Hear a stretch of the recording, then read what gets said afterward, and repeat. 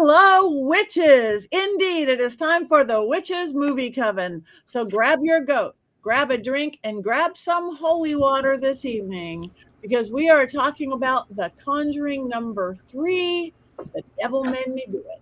The Devil Made Me Do It. So did the devil make us do it? We will see. Hope you watch the movie. My name is Patti Negri. I'm one of your hosts. You might know me from Ghost Adventures or from my Witching Hour podcast. From my school, University Magicus, from my books, Dollcraft. First time I remember to mention my Llewellyn book, Dollcraft, yay! Of which Heather did the beautiful entry. I can hold a goat and a book at the same time. I'm thrilled to be here, and I'm thrilled to introduce you to my co-hosts. Let's start with the beautiful Heather Greene. I am Heather Greene, and I am the author of Lights, Camera, Witchcraft. It is a critical history of witches in American film and television, and it covers all things witchy from the beginning of film till 2020, actually, when I had to turn it in. But I am also, let's be honest, so I am also an editor at Llewellyn. I work with great authors like some of the ones we have here, as well as a journalist covering all things occult. And I'm so excited to be talking about the Conjuring universe tonight. Thank you very much. Let's move it over to Richard-Lael. Hello, I am Richard-Lael. Richard-Lael is one name, not two. If I were just Richard, I would be a... That's right. I am known as the Gentleman Psychic. I'm a psychic and a medium. I used to be a psychic and a small, but I gained some weight. That being said, if you're enjoying our videos, make certain to hit the like and subscribe and leave all of the comment and all of those things wherever you're hearing this podcast. Make certain you give us some ratings, whatever that may be. And I am not excited. I mean, yes, I am excited talking about tonight's film. Yay. Thank you. Yes. Let's move it over to the man with the golden locks, Jason. I am Jason Mankey. I am a super writer, 10 books and counting. This is my latest book, High Priest. It's biography of Raymond Buckland. This is one about spellcraft that just happens to be near my desk. I am a rock and roller whiskey enthusiast and happy member of the Witches Movie Coven. Didn't Raymond Buckland just have his birthday, Jason? He did just a couple of days ago. I think it was Sunday. Should we sing? No. And yeah, I was going to say he's dead and he wouldn't know, but on this show, that doesn't really matter. All right. Well, we are sad to say that Courtney will not be with us this evening. Her leg hurt. She has injured herself and sent her love, sent her good magical vibes too. But we're happy to announce that we have the beautiful Tabitha here. And so welcome back, Tabitha, our regular. Thank you so much, Patti. I am Tabitha Meadows, and I am a medium and psychic. And I am super happy to be with y'all tonight on the start of the spooky season as we are hurtling towards a full moon this week. Thank you very much for having me again. Thank you. Thank you. So as I said, this movie is The Conjuring 3. The Devil Made Me Do It. And hopefully you guys all watched it. It might have taken me 3 viewings, but I watched it. In case you didn't, Richard-Lael, this might be your time for an unbiased explanation and synopsis of this. Oh, I'm going to try to use restraint. What is this film about? First of all, it's about 5 hours too long. Number one. Number two, what is this film about? A love letter to Bronze Age mythology and giving way too much power to the devil. That's what. What is it not about? Fun fact, Ed, a devout Christian, was having, shall we say, carnal interactions with a girl of 15 at the time that this was supposed to be taking place. So, he is not one of my favorite persons. Nonetheless, let's talk about the film. So, the woman who plays Norman Bates' mother plays Lorraine Warren. And I liked her better as Norma Bates because she's dead. The film... This film is about the police find this young man walking the streets with a dazed look on his face covered in blood. and they arrest him. Apparently, he has committed murder. And lo and behold, tell it on the mountains, the devil made him do it. Because the devil is so powerful that he can make you do things to harm other people, whether you wanted to or not. So Ed and Lorraine have to convince the court that, yes, demons do exist. Yes, this man is possessed of the literal devil. And in the interim, they find that there's some dark Satanists who worship a literal Satan. And they have this multi-million-dollar altar somewhere underground in a train station or something. I don't know. I wasn't really paying attention. And then, of course, Lorraine gets possessed of the devil, and then Ed comes to rescue her in the tunnels. And just in the nick of time, the curse is lifted. And then, true to form, the kid that they were trying to prove it was not his fault that he was demon possessed, he actually gets convicted and spends 5 years in prison because it didn't work. It didn't work. Happily ever after, there's Debo, a bunch of contortionists. You see, there's a lot of contortionists. The worst thing, though, is when in the beginning, it starts with a seance. There's two things. It begins with a seance and ends with the historical seance. In the beginning seance, the man says to the little boy, I'm almost embarrassed to say it. He says, "Come in me! Come in me!" Which is creepy and weird. And then in the end seance, which was the historical context one, he says, "Jesus repels you." And I went, "Yeah, actually. Yeah. And that's a synopsis. I am trying to be kind. That's it. Trying. Thank you. And now we have the complete outline of the film and where it went. Heather, do you have more things perhaps that we need to know about this film? Yeah, well, yes, and so I'm going to do this a little differently. So I'm going to go over, sort of talk about more about the universe than I am about this specific film, because it's part of a bigger thing. But first, on this film, Conjuring 3, Devil Made Me Do It. It actually is part of, like I said, this universe. It's very popular, considered the most popular horror franchise in movie history. Hollywood history, definitely modern horror history. It made 24 million. This one made 24 million. It opened. It cost 40 million. It did not do as well. It has not made as much money as the first Conjuring, which is the most successful. But the Conjuring, the original Conjuring, budget was only 20 million. So the second two were 40 million, and the one coming up that's just being released has a 55 million budget. So you can see how they are investing in this franchise. It is expected, the new one is expected to rake in a ton of money. So they are expecting success. This one was directed by Michael, I think it's Chavez or Chaves. I'm not exactly sure how to pronounce his last name. He directed 3. He directed 4. The original director, James Wan, he directed a number of the different ones in the franchise. He directed 1 and 2. So there's a changeover in the director for this one. That's sort of the basics of this. Again, this is part of a bigger franchise. So next, I just want to talk about the universe itself. So one thing I love about universes, whether you like this universe or not, one thing I like about universes in general is that when they do have threads that connect the various movies, it's fun to watch them in chronological order. You can do that with this one. People do it with Star Wars. People do it with the Marvel universe.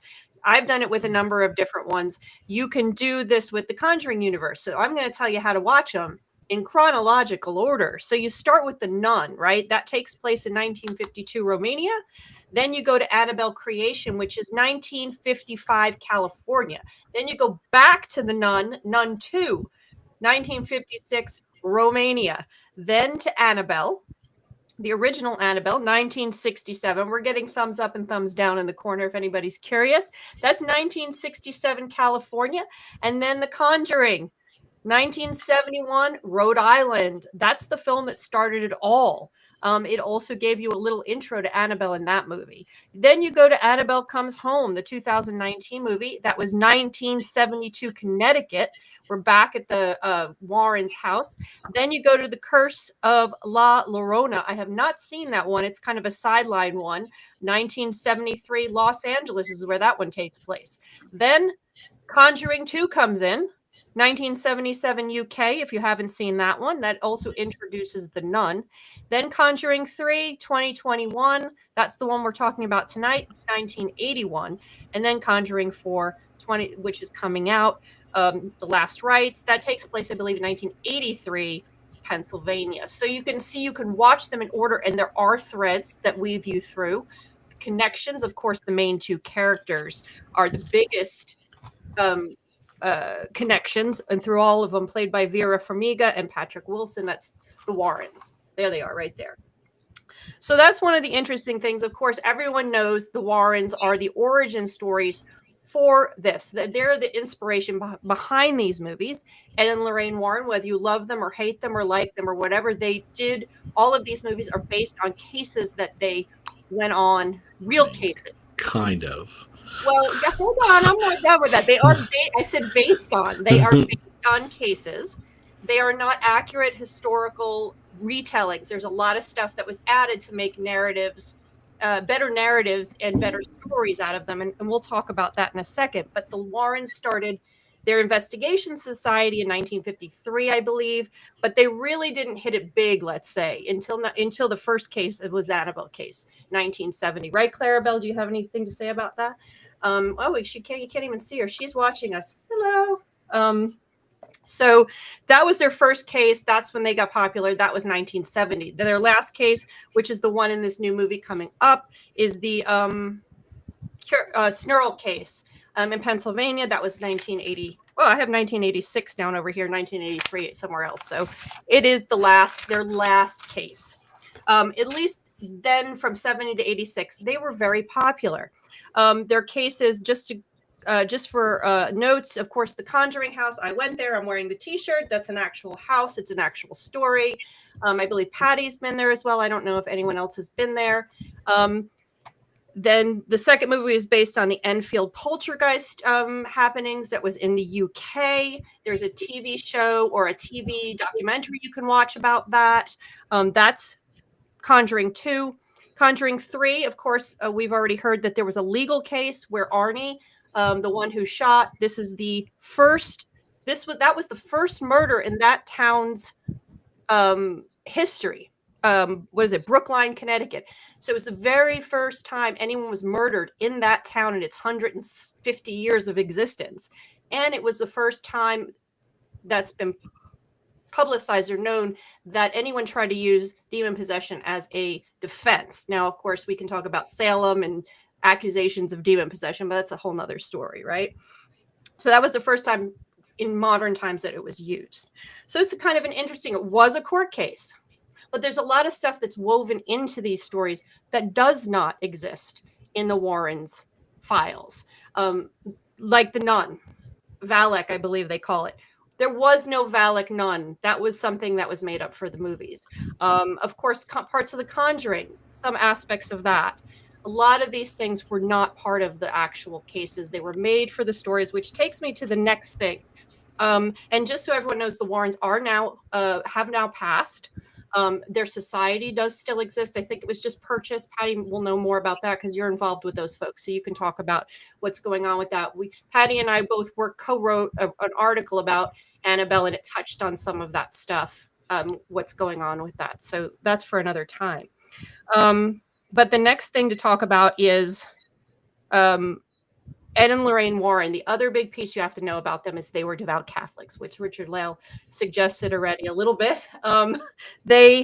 Everything they did in this world, understanding them and how this worked, is understanding that this was that they were devout Catholics. He called himself a demonologist. She called himself a psychic. What they did was all through the lens of being Catholic. I know somebody that did work with her at a period of time. She was, in fact, psychic. She did feel things. However, she saw whatever she felt through that lens.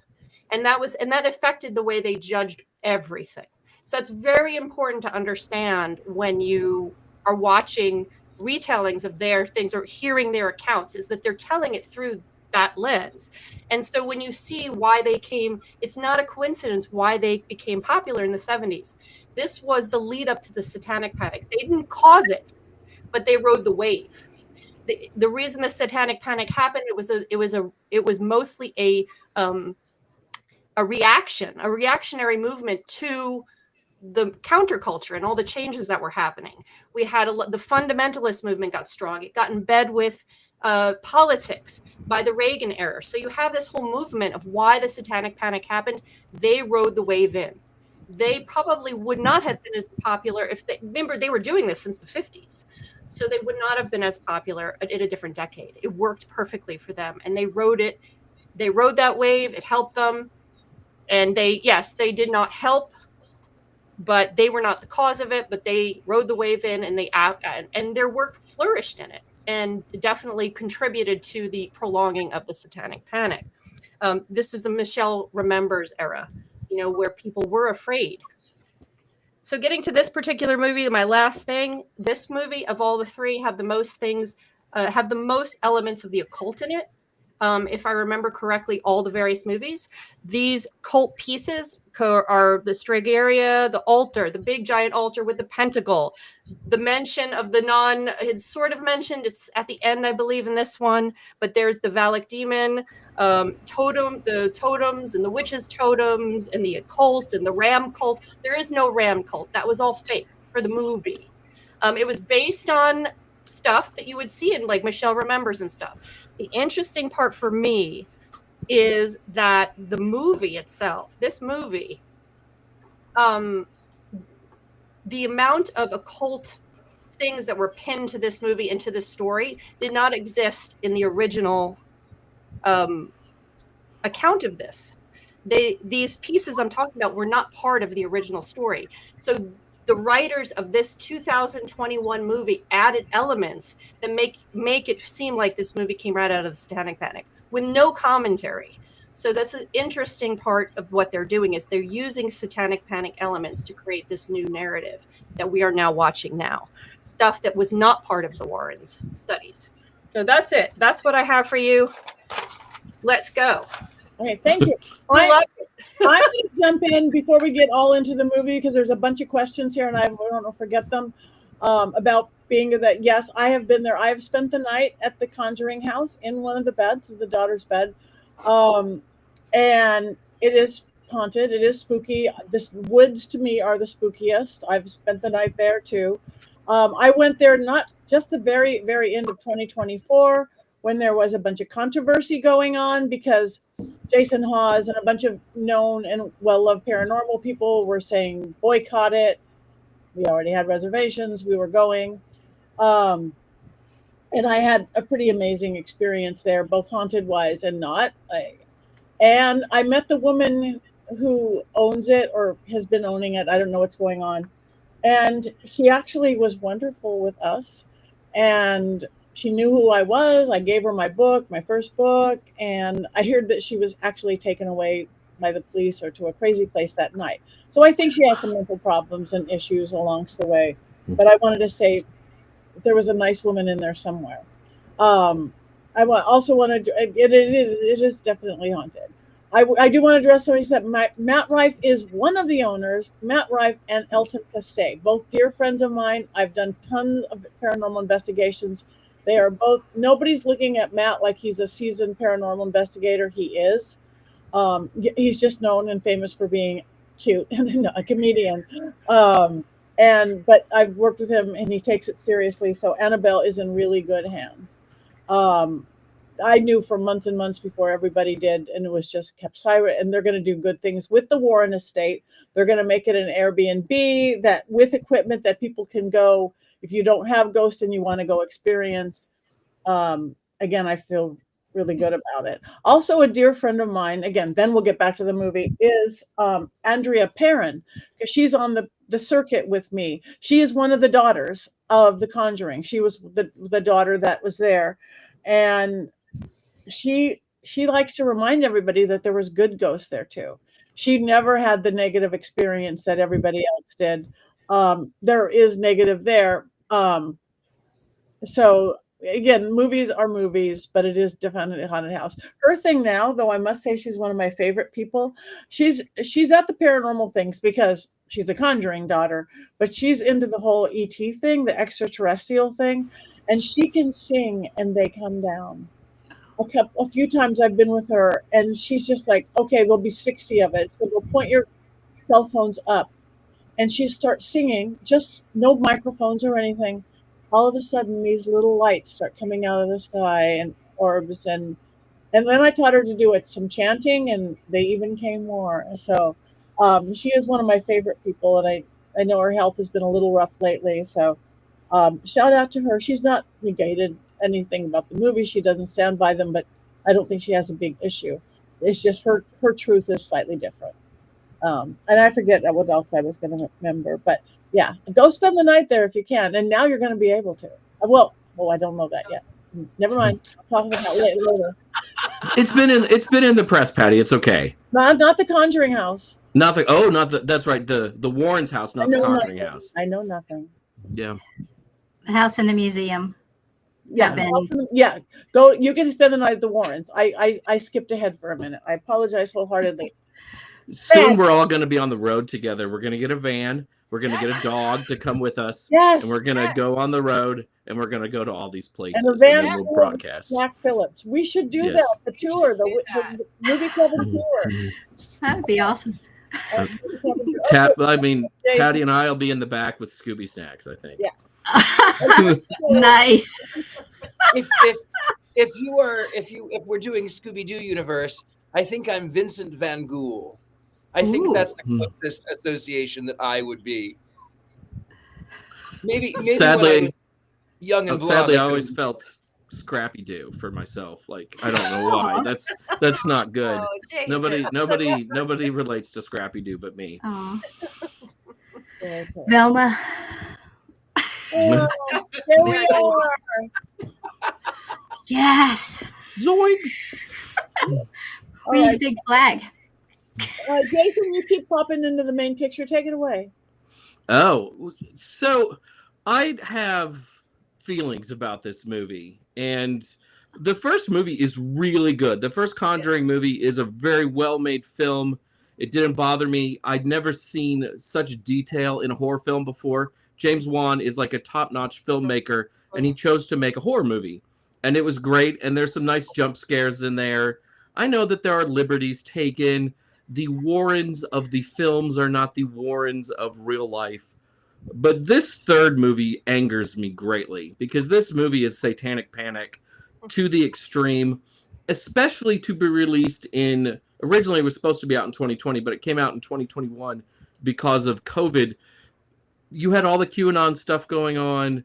There were a lot of conspiracy theories going on that are very similar to what happened during Satanic Panic. And to promote that, I felt, was irresponsible. One of the great things about the first two movies, they're researching ghosts.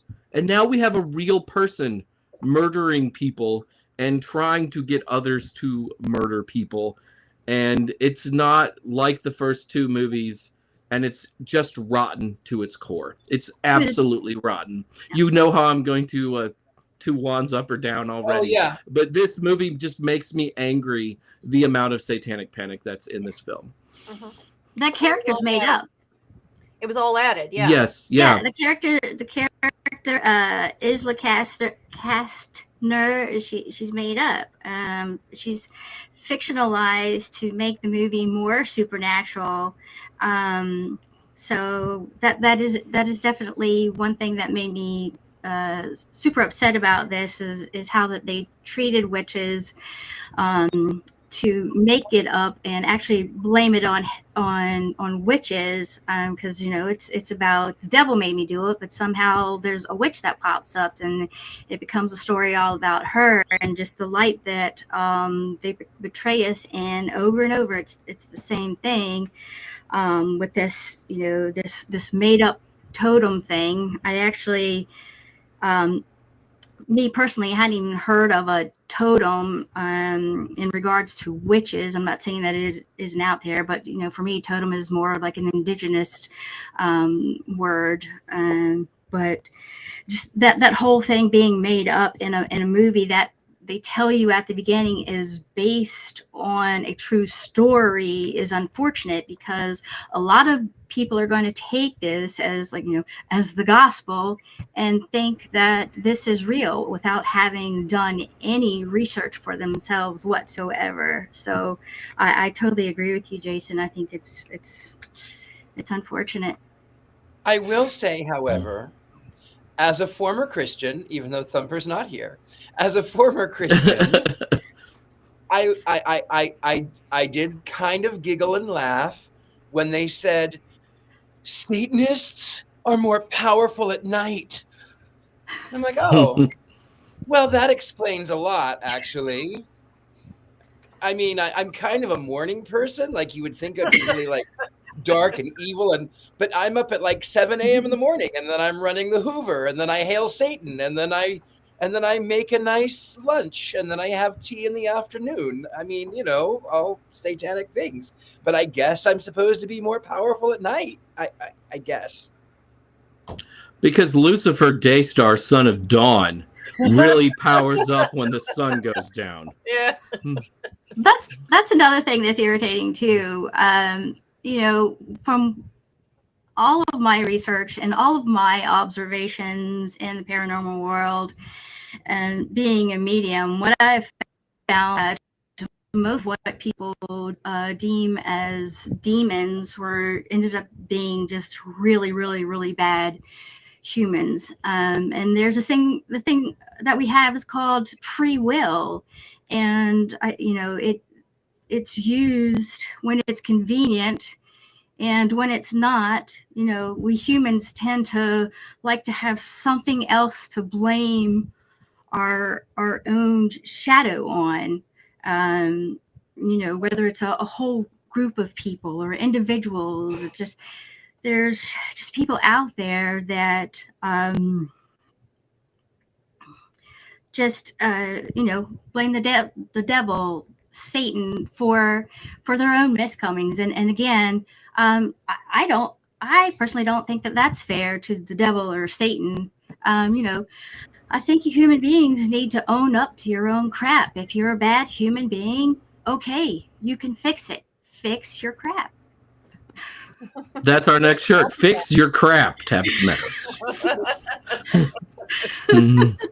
I think that to tell any of these stories, they were going to have to create stuff for them. We can't tell witch narratives without in fictional narrative cinema without creating drama. You can't, and you can't tell any. So and then there's that guy.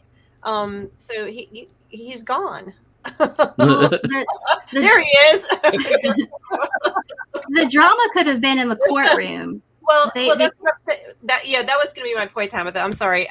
The point is they did it in The Conjuring, but they did a little bit of crossing over into the witch thing, but they didn't lean so far into the satanic panic stuff as they did in this one. And that's the biggest problem with this movie. And then, like I said, it wasn't there. None of it was there. It didn't have to be there to tell this story. They could have just done it as a paranormal. They could have left the whole witchcraft occult out of it, and it still could have been, and added some drama like they did in the first one, and it would have been more effective and simpler and less hokey. And unfortunately, they wouldn't have had to spend $40 million on the budget. Exactly. Well, and then the other thing is, if they were going to use satanic panic stuff, you comment on it, which is what Stranger Things did in the last season with Vecna. They had this. They showed the satanic panic stuff with D&D and all, but it was commentary on the problems of it. They directly pointed the finger at it, and they could have done something like that, but they chose not to, because this is the Conjuring universe, and that's not what their goal is here. So, we'll see how number 4 works itself out. It's so far does not get good reviews, but okay, we don't know. I'm going Friday night in Maine. I've been invited to a private screening Friday night in Maine before the HorrorCon, so I'll let you guys know what I think of the new one. This one, yes, satanic panic, yeah, all that stuff, but why is it so damn slow? I kept And all over the place. I kept falling asleep. Wake up. Oh, rewind. Wake up. And then I woke up and there was some other movie on. I did a Courtney, but at least I Witch didn't. of the Sea. Yes, Witch of the Sea. I had to, and then this afternoon, it's like, okay, it was late at night. I just flew in. Of course, I was tired. It's not the movie's fault. I tried to watch it today, middle of the day, cup of coffee in my hand. I still fell asleep. I had to rewind it again. I think I like the Conjuring universe itself. And I actually like the characters, good, better, and different, that play the Warrens. I've never got to meet the real Warrens. So to me, again, right or wrong, they are the Warrens as I know them. But why did it have to be so slow? I watched the movie 3 times before to get through it. And Patti, the reason it was so slow is the devil made them do it. The devil made them do it. I know. And again, it's a kind of torture, so maybe we're in hell. Maybe that's what it was. There's a chowder fountain somewhere waiting for us. Right. And it was, okay. And I kept looking, it was like a mashup, going back to the satanic pattern is Satanism, witchcraft, necromancy, demonology. But wait, trying to catch up where everything, it's like just throw it all in a pot and make stew. And then there's the ram cult. Stew. Whoa. The ram cult is also blamed in Annabelle. Yes. They're the one that's the same blame as who I think took the daughter who's the Annabelle who becomes Annabelle, who eventually haunts Annabelle, but the Annabelle daughter winds up joining the ram cult and then coming back and all that stuff. So this ram cult thing was created for the Conjuring universe based on like Manson or the Michelle Remembers cult or whatever other satanic cults. How about this ram cult? That's it. We have a ram cult, don't we? We do. Woo for the ram cult. But yeah, so that was an interesting thing. And someone said it was set in the 80s, so of course it has to have satanic panic elements. That's what was done in Stranger Things. They added the satanic panic elements, but they did it in such a way that it commented on that's what was happening at the time, rather than actually making it real. Because in the Conjuring 3, there is a ram cult. It is an occultist. They do have to break an altar, a giant, what was that, $1 million altar with a etched in pentacle on it. It isn't commentary. It is real in the universe of that movie, and that's the problem. I mean, it's a nice altar, though. like, so I would dirty. love one. I mean, but like right. big stone altar, like you could do like anything on it, right? I mean, I'd After like one of you those. gotta clean your altar, though. It's so dirty. I know. Yeah. Gotta clear out that energy. It's important. And of course, also like a half invalid, whatever. Oh, Ed Warren can like take it down with a sledgehammer, though, right? I mean, 2 minutes ago he could barely walk, and now he's boom, boom, boom with the sledgehammer. Hey, buddy, don't have another heart attack here, you know? Yeah, with them, it seems to be too. And meanwhile, out in the paranormal world, it's like it seems to be split down the aisle about the Warrens. Either people really love them or they really can't stand them, and that's another thing. And going back to what the movie is about, I really think, like Heather was saying, that this case was more about trying to prove that the devil was real in court. And I really think that if they had played on that angle a bit better, that it would have come out a more believable movie, because that was the whole point of the case, was trying to prove that there was a devil. there is a devil, and his name is mankind. That's another conversation. Oh, and on top of that, Arnie was actually convicted of first-degree murder, manslaughter rather, and he only served 5 years of that actual 10 to 20 year prison term, and he was actually allowed to get married to Debbie while in prison. So I also found that extremely interesting as well. Having murdered someone, how do you get to take another person's life and only serve 5 years of yours for that? Where's the penance in that? I think that's happened before. I think that's part of our legal system. And people do get married and fall in love with people that they've never got to be alone with. It's a weird, it's probably that devil mankind thing again that Richard-Lael brought up. But yeah, I think that's not that weird, unfortunately. I took the time also to watch the on a follow-up. I took the time to watch. There's a Netflix doc called The Devil on Trial, and that was an interesting follow-up to this movie, finding out that after Arnie gets out of jail in some number of years, I read that he's now miraculously not possessed. Also, there was a mixed bag of the brothers believing whether David was actually possessed or he had mental issues, and David, though, still believes that he was possessed, and you can see a lot of the original pictures on that document and hear a lot of the original tapes on that too. So that's a good follow-up to this movie and doing some of your own research and finding out things for yourself.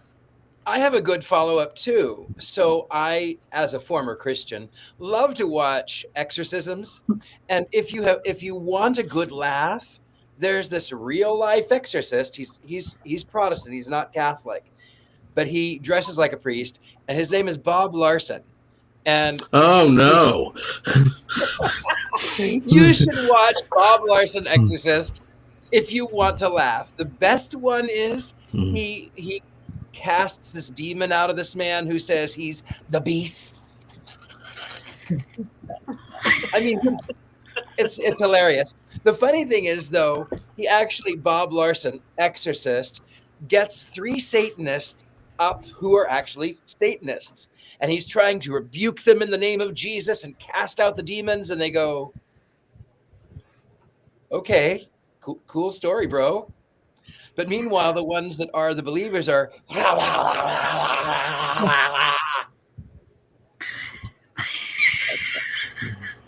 Bob Larson Exorcist. If you want to laugh, you will watch Bob Larson Exorcist. And the thing is, he claims to have cast out 10,000 demons, and he claims that he is serious. But if you want to laugh, watch Bob Larson. It's like candy, Inject that right into my veins. Oh, another thing that I did appreciate, actually, one of the things I did appreciate about the movie was the psychometry that was used by Lorraine. And that's an extrasensory perception. It's where you touch an object and you can gain information about its history. And that is very much something that people can do. I can do it, and I'm sure a few of you others in here can do the same thing. So that is very much something that is real. So I wanted to mention that as well. But you don't have to grab a corpse, though, right? I'm pretty sure you can do it in other ways other than a corpse. I was surprised how well preserved that corpse was, having been in the water for that long. Mm-hmm. That was amazing. Right, and she did pendulum too, didn't she? Yeah. Didn't she work with a pendulum a little bit? I remember seeing that, or maybe that's while I was asleep. I like the waterbed though. I like the water. Oh yeah. The waterbed was allegedly Those aren't drawn from a water real beds. experience, though. Like there was a stain on a bed, and that was a real experience. So that was like one of the few things in this Is that movie a that real- was it based just- on something. Yeah, I don't. It just made me want a waterbed. Who was thinking about A Nightmare on Elm Street too? We could put a waterbed in the back of our van when we Yes! go on tour. Chad. Oh yes. Plan is coming together. Mhm. But, Yeah, I mean, because that's a sign of class is when you have a waterbed in the back of your van, yeah, you're bad. right? That probably Those people inspired the with a bunch of Satanic stuff Panic going. too. We may need a whole school bus. Okay. Right. Get on that, producer Rob. Yeah. Now, I also, just in talking about people who investigate the paranormal and the world of demonic possession, I just wanted to give a shout out to Catherine Crowe, who wrote The Nightshade of Nature, or Ghost and Ghost Seer, and that came out around 1948. I also wanted to give a shout out to Hans Holzer, who wrote Ghost Hunter in 1963, and he wrote about demonic possession as well. So I think it's important to mention other people who were also doing the same things around the time Ed and Lorraine were doing their thing. As I will some say people this. Sorry. no, About demons. I was just about demons. So I think that demons get entirely too much credit, but are there non-living entities that exist that one can be possessed by? Yes, I will say I have channeled these energies that were never human, and I have seen through the eyes. I was at the Los Feliz murder mansion. I allowed the spirit to come into me, which was funny because even in that one, the family was Jewish. The demon that I was channeling was pre-Christian, and Zach, love him, tried to cast the demon out in the name of Jesus. I think too that some people mistake elementals for demons as well, because the energy of an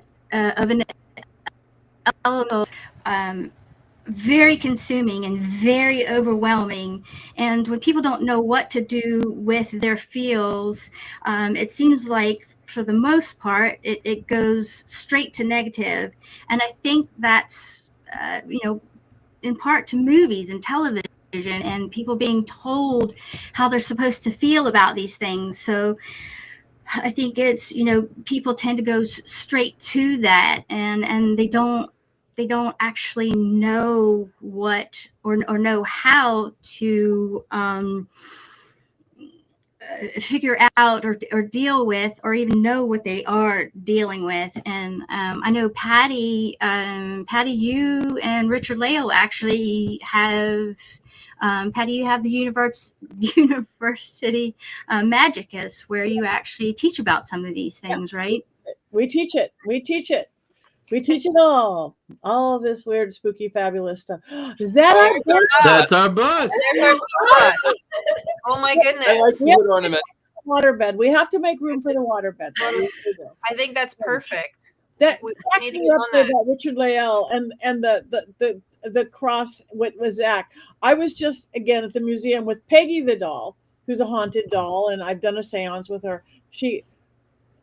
They've got a rosary on her, and she hates it. She hates it. I think she's Jewish. What's it gonna do? Did you tell them? I have, but nobody listens. Oh, that's they get them on- unfortunate. I That's it's a long time since I said it. I asked just one of the tour guides yesterday or the day before, going, I Yeah. think one of the getting back to what Tabitha said about language and how people react to different spirits.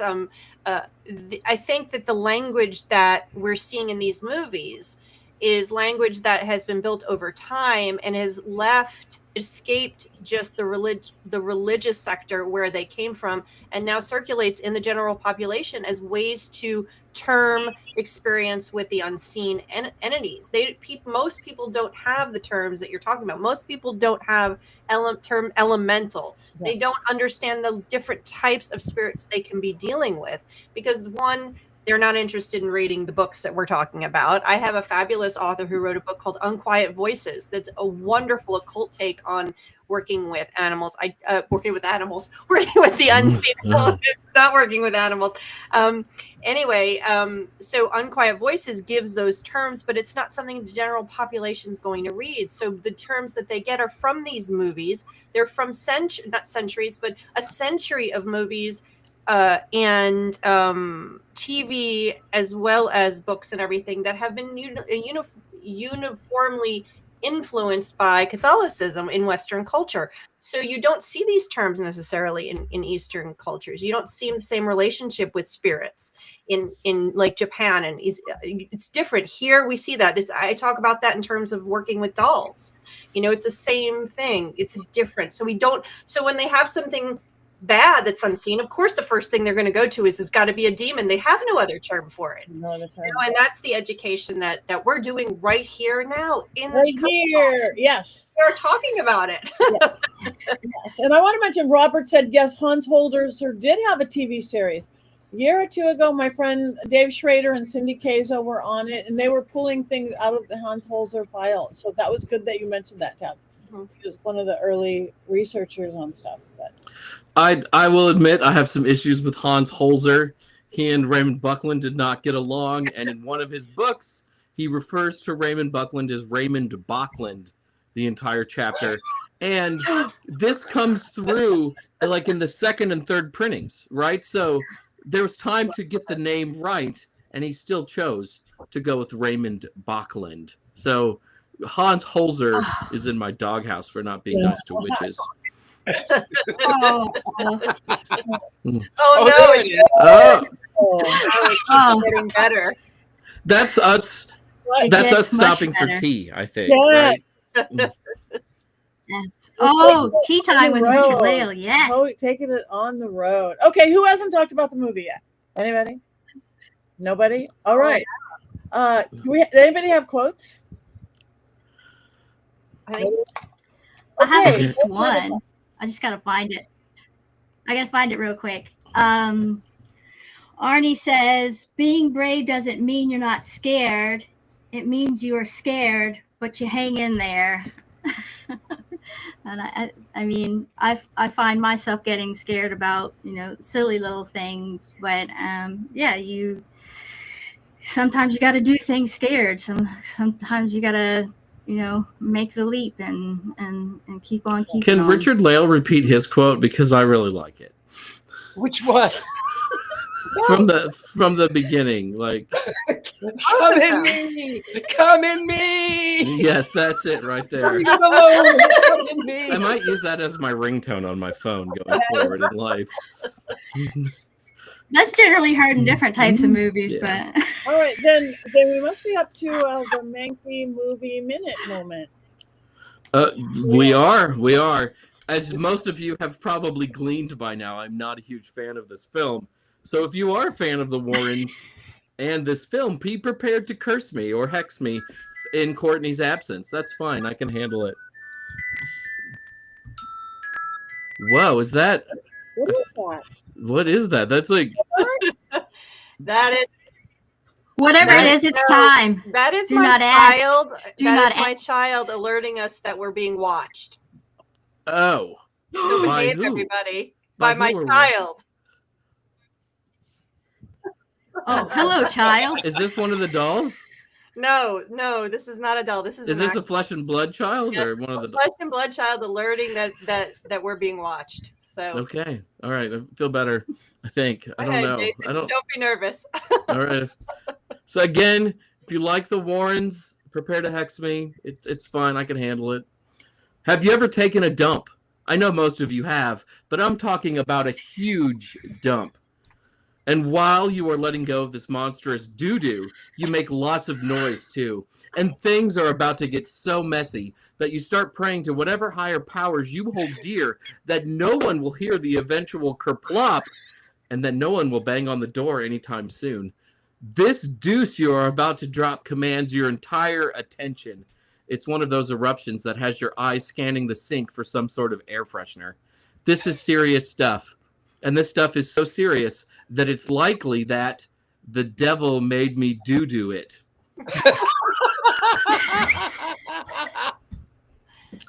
Well, if you've ever taken a dump like that, I've got good news for you. It's possible that you'll be able to sell the story of your toilet sitting to writer David Leslie Johnson McGoldrick, real name, and writer-director James Wan, the architects of The Conjuring, The Devil Made Me Do It. Like all the other movies in the main Conjuring series of films, this film is also based on a real story. But that real story is so far removed from the actual events in this movie that they could have just filmed Ed going to the bathroom for the real story part. It will always be weird to me about these chimes and Heather's kids telling us that somebody's watching us, but it will also be weird to me that there are a lot of witches who not only like the Conjuring movies, but also seem to like and believe the things Ed and Lorraine Warren wrote about the paranormal. Ed and Lorraine, much like James Wan, seem to hate witches, have no real background in the occult as we understand it, and, as Heather has pointed out, we're super committed Catholics.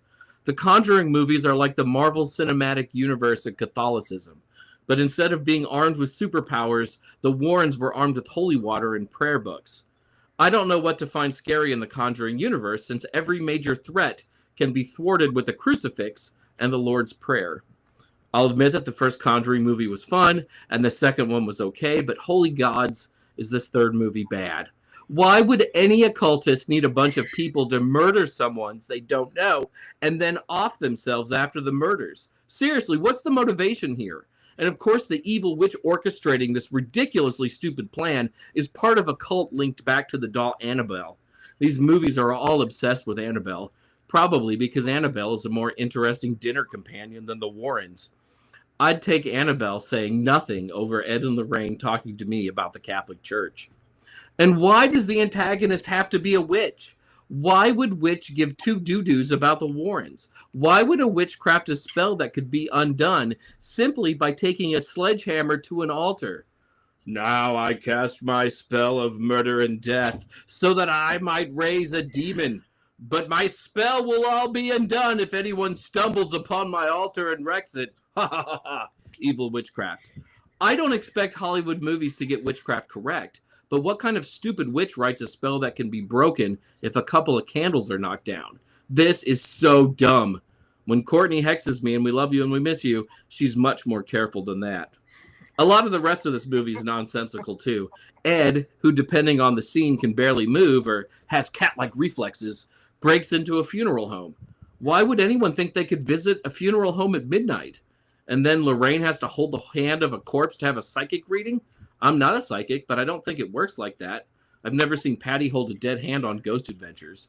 Yeah, I'm sure the Warrens broke into a funeral home as a part of the true story. If they had done something so stupid, they would have ended up in jail. Perhaps the gravest sin of The Conjuring, The Devil Made Me Do It, is that it's boring. Perhaps I could have forgiven some of the satanic panic nonsense if this had been a good film, but I nearly fell asleep while we were watching this, despite watching it while high on cocaine and drinking a cup of coffee. Okay, maybe the only latter is true there. This film had me longing for Velocipaster or Ouija Shark, or dare I say it, The Killing Tree. And the worst part, there's apparently one more film to go. I can't wait to see what misinformation about witches Wan has in store for us this time. Perhaps the witches will engage in cannibalism, or we find out that the witches piloted all the planes to Epstein Island. How fun. I'm sure that can all be undone, though, with a little holy water and an unauthorized exorcism. Look up diminishing returns in the dictionary, and you'll see a picture of the Conjuring franchise. I, for one, would like to conjure up a better series of films. Yeah. Beautiful. Thank you. Thank you. That is great. So much venom there tonight. I'm really sorry. So much venom. So much venom. I do want to say, I know a lot of people with the Warren Society and Nesper and all that. These are just the. I asked them about what if somebody, because they go out and help people with houses and exorcisms and house clearings. And I'm like, and they know I'm a witch, and I'm like, I'm not a Catholic. And they tell me, and I don't know if it's true or not, that they're not all Catholics anymore. They will send out pagans, and they will send out whatever else. I don't know how true that is, but that is from the horse's mouth, as they say. Who knows? Yeah, they have a range of folks working. I have a couple of friends that work within their genre as well. Yeah. All right. Well, it is almost that time, so we have one very important thing to do, and that is to vote on this fine film. Get your wands out or any similar type of thing.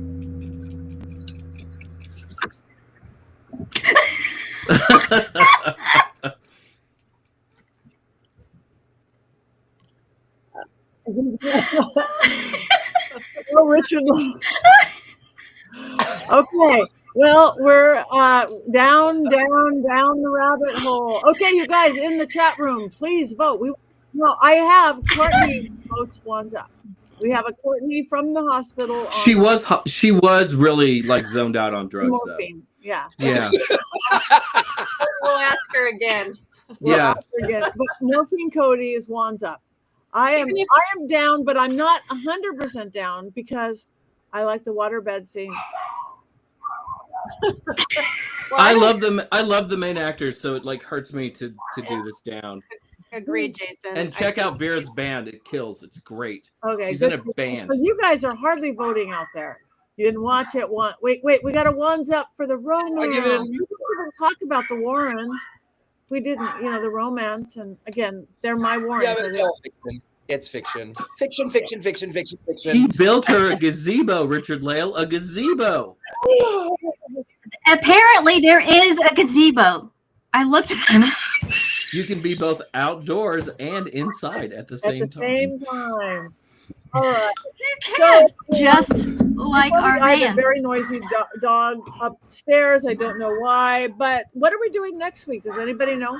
We're going to be hunting demons again, but this time with a K-pop group. So it's K-pop Demon Hunters next week, everybody. When I was at Dragon Con, we announced that after the Wizard of Oz panel, and there was cheers from the crowd. So get ready to sing and dance. All right. Oh, yay, a musical show. So K-pop dinner, Demon Hunters, everybody for next week. As Richard-Lael said, like us, follow us, tell your friends about us. Go online to Mystery Control. Get your own Very Black Phillip or Bling Phillip or T-shirts or quotes from get a Richard-Lael pillow. It'll protect you from all sorts of scary things. And then come back next week. Right? Where are you going to be this weekend, Patti? I'm going to be in Maine, in Augusta, Maine, at the Maine Paranormal and Horror Con with the real Annabelle and the traveling Warren Museum. So I will be there. I will be doing a mediumship gallery. Perhaps I will be possessed. I don't know. Possessed. And that's it. So come on down. It's a busy month. We are getting into spooky season. So September and October, I'm pretty much everywhere all the time, as you guys are too. So that's where I am. Anybody else? Where are you? Jason? I'll be at Northwest Pagan Fest in Spokane, Washington this weekend, and in Reno next weekend for Pagan Pride. Beautiful. Richard-Lael? I will be here in New Orleans. It is my busy month, as you know. September, October, November in New Orleans is busy. So I've got vampire balls to do, and I'm everywhere. University Magicus, it's gentlemanpsychic.com. I'm just really easy to find. I'm everywhere. Thank you. Okay. Heather? I have had a very busy summer and spring, so I am taking a little break, and I will be here in Atlanta working with my wonderful authors and other projects just for the next few weeks. So nothing to announce at this point. Beautiful. Thank you. And our beautiful, always loved guest, Tabitha. Thank you. I will be here at my home. I'm working on writing something myself, so that's going to be exciting when I can talk about that too. You can find me at Tabitha Meadows at travelerslight.life for private Perfect. readings. You guys like us, follow us, tell your friends about us, and come back next week, same place, same time. So we could sing, or we could cackle, or we could curse somebody. What do you want to do? Stick to cackling. Cackling. You guys are so uneventful. When we have the waterbed, we're going to do more. When we have our van and the waterbed, we're going to sing. Okay. 1, 2, 3.